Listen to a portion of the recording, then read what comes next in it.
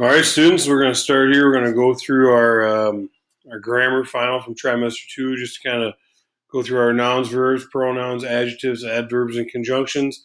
Obviously, all this information is in the back of your notebook, with just some things to review. You know, a noun, person, place, thing, or idea. Sometimes we forget about that idea, like a fear, right? That's obviously, I have fear of snakes, right? That's a thing that you can't touch. Just an abstract noun there. We have verbs, right? Action verbs we all know about. We have our helping verbs, right? Helping verbs help action verbs. Linking verbs link adjectives, right? We have our pronouns.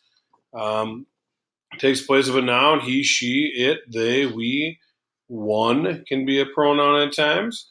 We have the word an adjective, which we know describes a noun. An adverb obviously modifies another verb, an adverb, or another adjective. And then the last one, a conjunction, connects words or groups of words together. What we'll do is I'll kind of just go through the grammar file. I'll explain the answer. I want you to look at your answer document to see what you got wrong, so that you can be better in the future. But the first one up here, Shakespeare was born on Stratford-on-Avon, and he married Anne Hathaway. That's a conjunction. Here, the word "and" is conjunct. It's connecting two sentences together, two groups of words. On number 2, Shakespeare had 3 children. How many children did he have? He has 3, right? An adjective asks 3 questions. What kind, which one, or how many? In this situation, 3 is describing the noun. That is why it's an adjective. On number 3, Odysseus is super tired from his long journey, and he speaks calmly at Phaeacia. In this situation, when we look at the word he, we know it's a pronoun, takes the place of Odysseus. Speaks is a verb. Calmly we can skip, and we know that Phaeacia is a noun. Well, how does he speak? He speaks calmly, so this is modifying the verb there. On number 4, Romeo's strong viewpoint changes some, and Romeo is interested in Juliet. So the word changes, right? How much does it change? It changes some. So changes is my verb here. This is my adverb because it modifies the verb. On number 5, he yearns often for glorious Ithaca. Yearns, he's a pronoun. Yearns is my action verb there. Number 6, banishment is hard for Romeo because he deeply loves Juliet. All right, here we have because. It's connecting two groups of words together. That's why it's a conjunction. Tiresias bluntly stated his prophecy to Odysseus. So in this situation, his is going to be a pronoun, right? In this situation, whose prophecy? His prophecy. So instead of saying Tiresias bluntly stated Tiresias' prophecy, we use the word his, which is taking the place of Tiresias. Number 8, we the readers unfortunately know Odysseus' fate. This is a noun here, right? This is a thing that we know about. We know Odysseus' love life. We know Odysseus' basketball skills. These are all things that we know about Odysseus. Number 9, angry Polyphemus praises Poseidon. In that situation, that's an adjective. It's describing the noun. It's describing the person.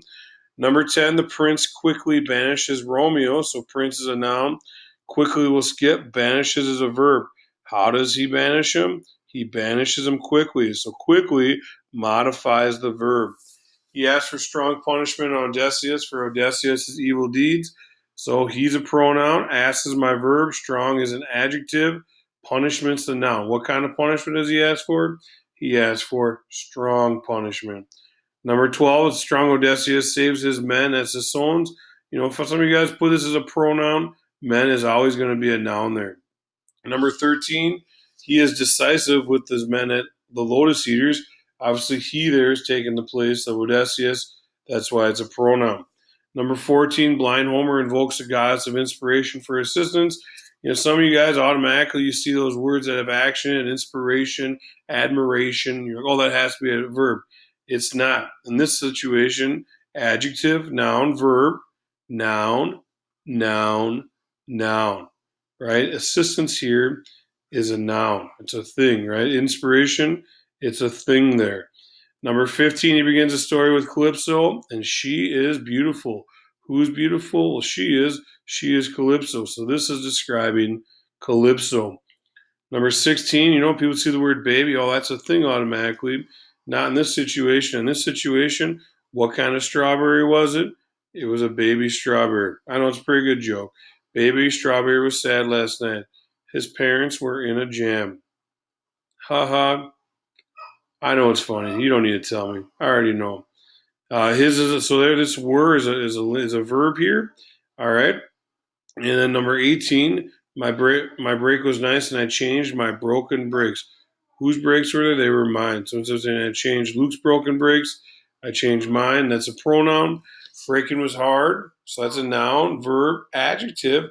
I was braking badly. Pronoun, helping verb, action verb. Remember, the only way that you're going to see this word with an ing be a verb is if the word before it is a helping verb or a linking verb, and then of course this one ends with an adverb. Number 20, the snowman was mad and he had a meltdown.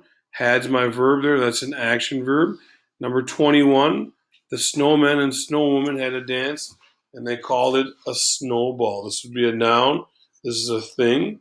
All right, on number 22, the snowman kept his extra money. Well, what kind of money? His extra money.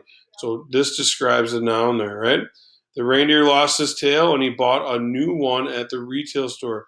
A lot of you guys put this as a noun here. This is not a noun. This is a pronoun, right? This takes the place of tail. This is one that a lot of you guys messed up when we did our daily warm-ups. And so I made sure I put it on there, and well, a lot of you guys messed up on it again. So that's just a big one that, most people, they got something wrong. That's something to be cognizant of there. Number 24, Harris sadly tossed ugly Hephaestus. What kind of Hephaestus was he? He was ugly, right? So it describes the noun there.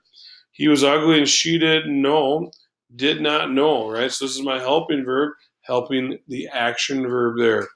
Number 26, Quiet Athene had an arrogant Arachne battle. So battle could be a noun or a verb. In this situation, it's a verb, right? They battle over weaving, right? This is my verb.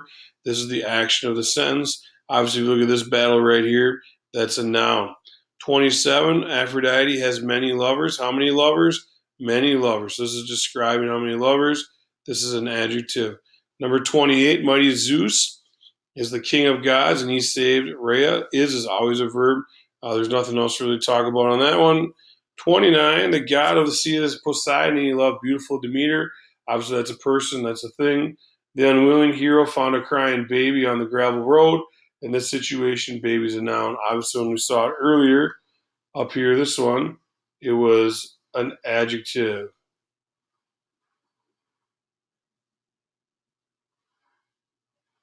She calmed it with beautiful singing. So we see the word singing, we're like, oh, that has to be a verb. That shows action. Incorrect. Here's a thing that she calmed the baby with, right?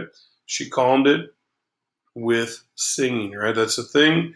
Number 32, she gives the nurse a ring and the nurse delivers it to Romeo. That's a verb there. That's showing action.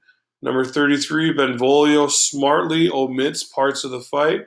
So how does he omit parts? He smartly does it. So this is my adverb modifying the verb.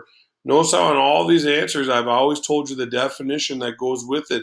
The reason being is that if you know your definitions are always going to tell you the answer and why. Juliet really struggles with Romeo. Noun, skip that verb. How does she struggle? She really struggles, right? So this is modifying the verb. She is sending a messenger for lovely Romeo. So in this situation, sending is a verb, right? Helping verb, action verb. As we stated in class, the only way that these words that can ing can be a verb is if the word before it is a helping verb, right? Is, was, am, and all those, right? A couple more here. Juliet tells her caring mother of her lack of interest. This is a noun. A lot of you guys got this wrong. It's her lack of interest, her little interest. It's a noun in that situation. It's a thing. I luckily went on a field trip Tuesday, and it was awesome. Awesome is describing it, which is describing the field trip. So awesome is describing a noun.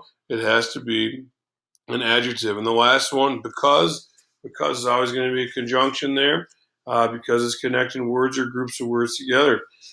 And that's it. I try to do those pretty quick. Just a little review for you. We have interjections and prepositions left to get through our 8 parts of speech.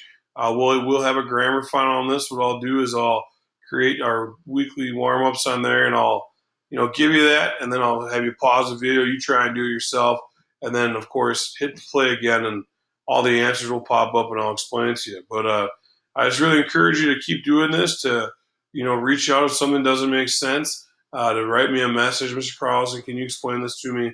I'm really happy to do that. It's going to require a little effort on your end. I can't read your mind. I can only help you out when you advocate for yourself. Obviously, if I don't hear from you for a while, I'm going to be calling you. But I would rather have it that you just tell me what you need me to do so that we can have a great trimester. All right, happy day one, folks. I had a couple emails come up, but I didn't read them when I was busy with the grammar. So, no jokes today.